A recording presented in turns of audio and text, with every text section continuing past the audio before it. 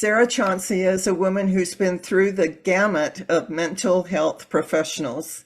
At one time, at various times, altogether, she took a total of 18 medications, not at all the same time, for a wide variety of labeled disorders.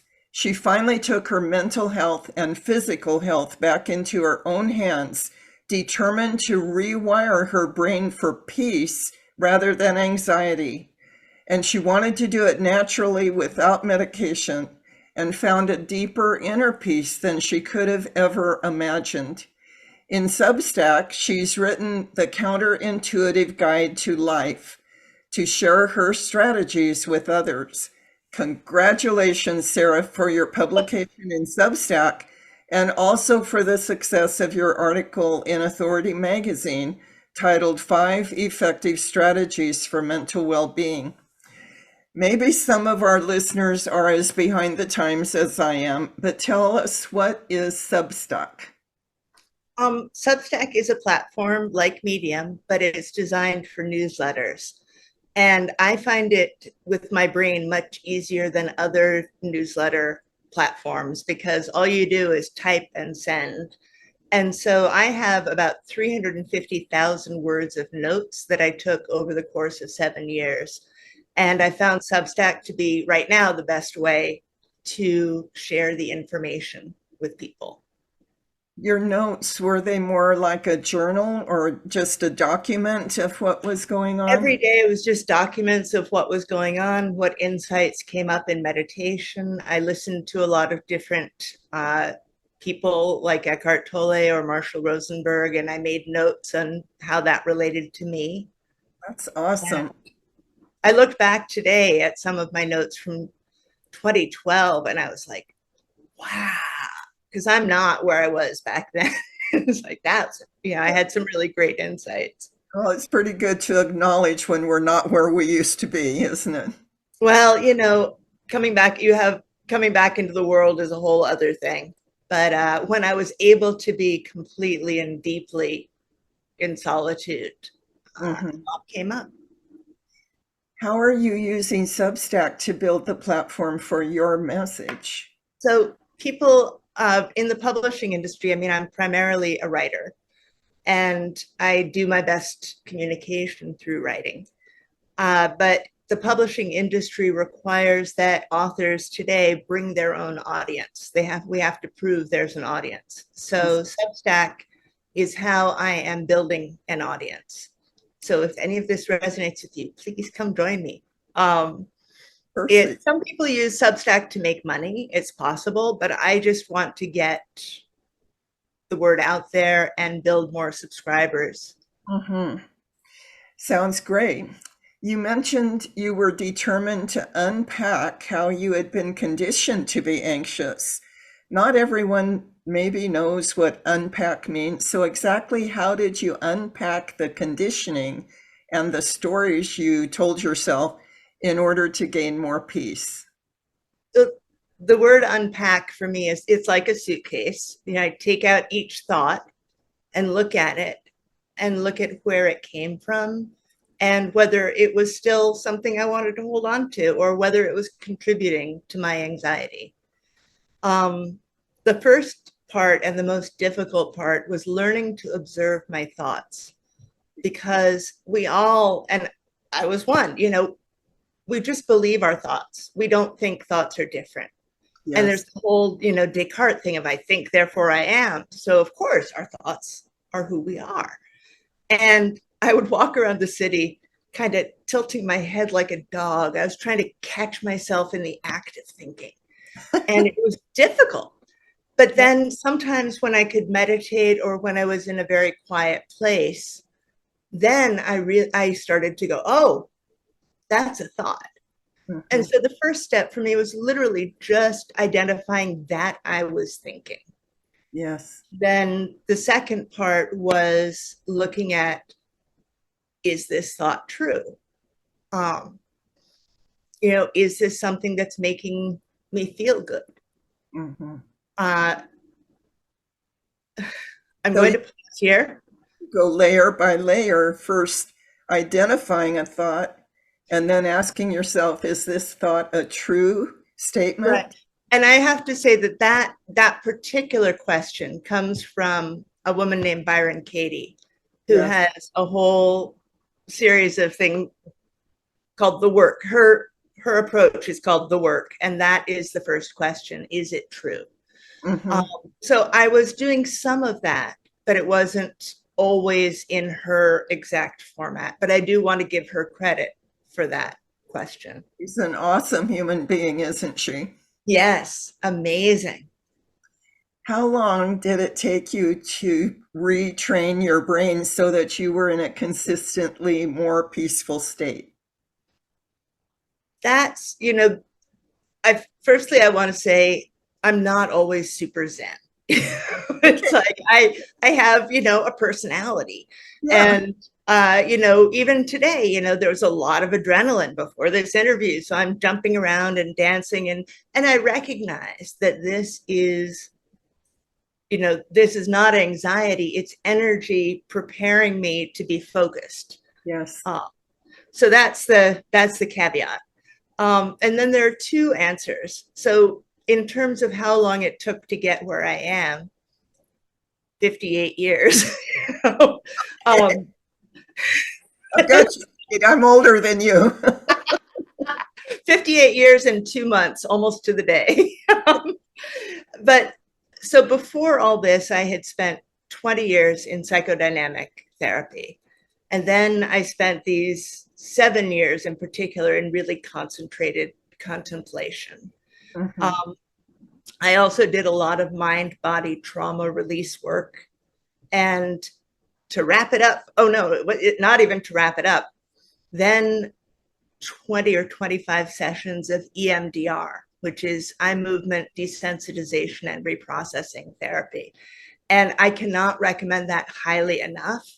If I could create a foundation that would fund every human in North America to go through EMDR, I would do it. Mhm. But even so, I think I've mentioned I have a brain that we call ADHD, and that comes with some reactivity that's neurological rather than psychological. So Yeah. after I'd done all this work and I was still experiencing reactivity, I went on a medication to kind of calm that down. Mhm. That's an awesome amount of work that you've put in to get off of most of the drugs and to really retrain how yourself about how to work with your own brain. There's, You can I add one thing, which is there's a common saying in neuroscience and Buddhism that neurons that fire together wire together. So okay. it really is, the thinking used to be, and I had been told I would have to be on massive doses of medication for the rest of my life. But what I started to do was notice when I was going down rabbit holes that weren't necessary. There are times we have to think about difficult things, of course, but I didn't plan to talk about this, but one of my practices is looking for things to appreciate, looking for things that are nice. And it's not like, gratitude is important too, and I keep a gratitude list. But gratitude has a tiny sense of morality in it. Like, you should be grateful, young lady. And appreciation is just like, oh, wow, look at how that bird is floating on the current. It's, and this comes back to the culture because the culture really rewards the ability to understand complexity. Yes, And what I have found is it's a tale as old as time. Sometimes simplicity is awesome. it is awesome. It is awesome. I agree with you. And that's been my experience as well. It's part of being grounded, to be present with what is going on right now that you can appreciate. Yes. And that was the other answer to your earlier question about how long does it take? And this is something that I learned from Eckhart Tolle. Uh, you know, it would be easy to go, oh, we'll just stay in the moment. But, that just is a big thing. Yes. Still, when I can drop into the moment and focus on things like, yeah, the sensations. What do I feel? Wind on my skin, feel the earth beneath my feet. Mhm. If I'm that present, then I feel peaceful. And the trick is that that's the razor's edge, just this moment. But it's a great trick to learn. It's anxiety and appreciation or being present in the moment cannot exist in the same space. Because anxiety, we're thinking about the future, Yes, or the past. yes. But Lily Tomlin has this great quote of, something about giving up the hope for a better past. And I thought, it's so true. I like What's that. happened. Yes. So you mentioned after several years of just solitude and practicing these new skills, it was pretty challenging to re-enter the world. What Oof, yeah. questions do you ask yourself to identify the cause of anxious thoughts today in the real world? That's a really good question. I ask myself what the feeling is trying to tell me. Or no, you're talking about feelings or thoughts, because these are separate things. I find that thoughts often produce feelings. Yes. Sometimes I Yeah. have to start with the feeling and track it back to the thought. That's exactly it. So what do I need in this moment? What need is not being met? Okay. What can I learn from this? Where where do I need to adjust? And what is this feeling, whether it's anxiety or something else, trying to tell me? Okay. So those are the main ones. And what do you do when you get answers to those questions? I I, guess I course correct. okay. Um, what if I can come up with something, a need that's not being met, I look for ways to meet it. Okay. Uh, if there's something I need to learn about my own patterns and my own behavior, then or my expectations or my resistance to the moment, Okay. then that's something.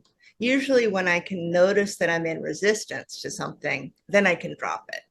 But I Okay. have, I'll walk around for hours and occasionally weeks, because kind of the ego gets in there and it's like, ah.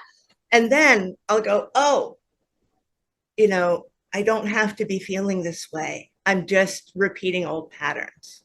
Mm. Sounds so wise, and I know that you've gained that wisdom with a lot of hard work. At one time, when you were suicidal, you share that you were so attached to the stories in your head that it was beyond belief that they were really feeding you false information. Yeah. What did it take to recognize those stories as false or lies? Well, back then, and I'm thinking of my 30s now, I would just walk around all day thinking I'm a loser. You know, People pretend to like me, but they don't really. Um, I'm worthless. And, Mm, babies are not born with these thoughts going through their head. right. I mean, granted, they're not born with any thoughts, but um, so the reason I believed them is because I had always been told I was smart and I always seemed to have the right answer. And honestly, I don't know if I did have the right answer, Mhm. but I always believed I did. Yeah. And so why would this be any different? And, people really, really tried to convince me that these were not true thoughts, but I didn't have enough space or distance between the thought and my identity as myself Mhm. to notice. So again, I would say it's coming back to learning to notice that we are not our thoughts. I did one other thing helped, which was I I got into a pattern of asking myself, do I trust this person? Do I trust their opinion? And Oh, I think yes. And it's like, well, then, they say they care about me. So why am I doubting that? yeah. Um, and I think a lot of that came more from trauma than culture, but Mm. it's kind of interrelated. Those are such difficult beliefs to So counter pain. with the truth Yes. when And they're embedded in your brain. yeah, yeah. You share what a quick, creative brain you have, and I can already verify that. You thought that that was an asset to have a quick, creative brain, but it also can be the source of inner torture. Why or how? Well, I was raised in a family where the intellect was the highest value. And there was no other kind of context for morality in a way. And so as many of us do, I learned to think critically. I was always rewarded for giving the right answers. And so then when I started thinking I'm a loser, to me, that was the truth, which is just, my heart goes out to everyone who's experiencing that Yeah, because it's hard. And what happened was I became so good at critical thinking that I yeah. became relentlessly critical. And to this day, I'm astonished how many judgments I make, Hmm. and I don't really listen to them anymore. Yeah, But so I was turning that against myself. I was using, I thought I was using critical thinking and being smart, but really I was judging everything I did and everything I was. hmm. Um, I also didn't know that I was neurodivergent. I didn't think I was different. So there was always a sense of being treated slightly differently.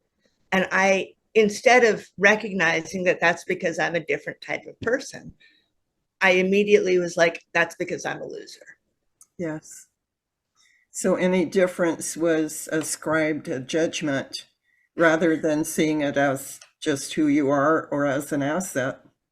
Yes, exactly. And yeah, it just, I was really good at picking a lot of different data points and bringing that information together, except that when it came to myself, it was always negative. It was always so mean and harsh.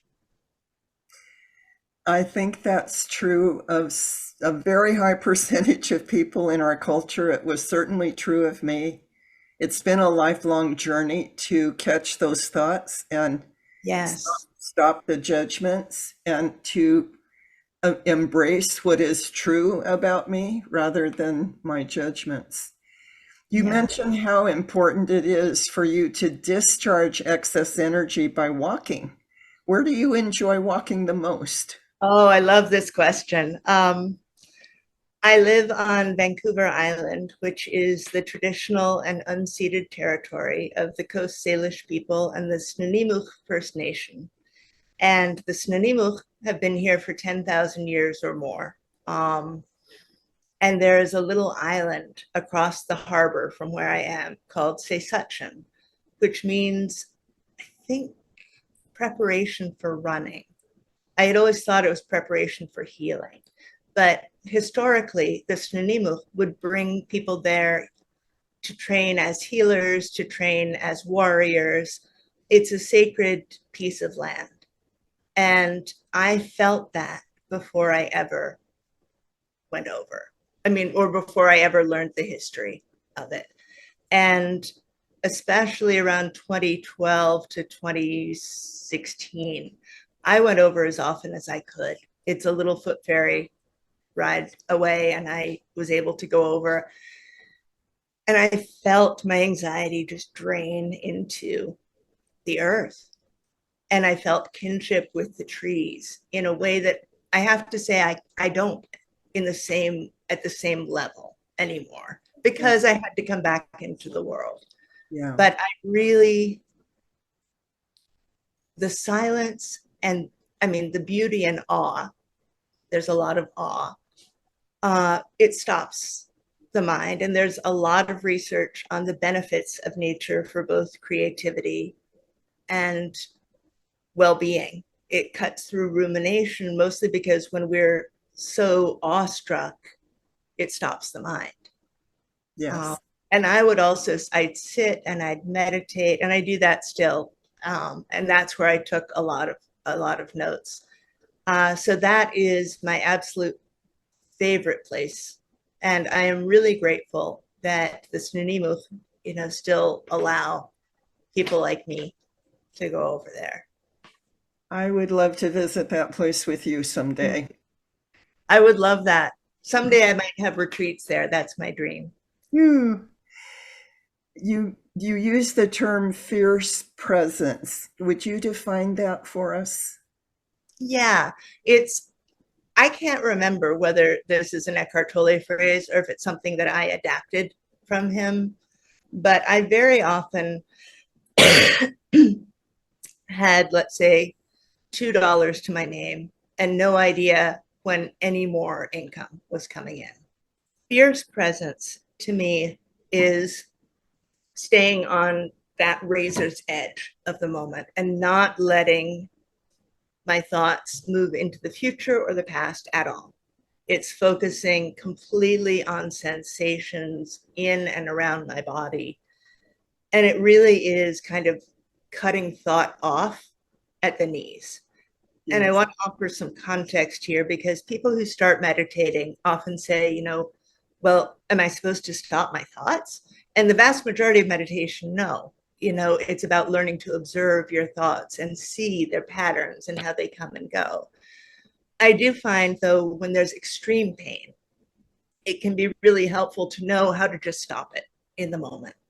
And the trick is that you can't do this really in an office setting. I mean, maybe you can, but it requires so much time and attention and presence that,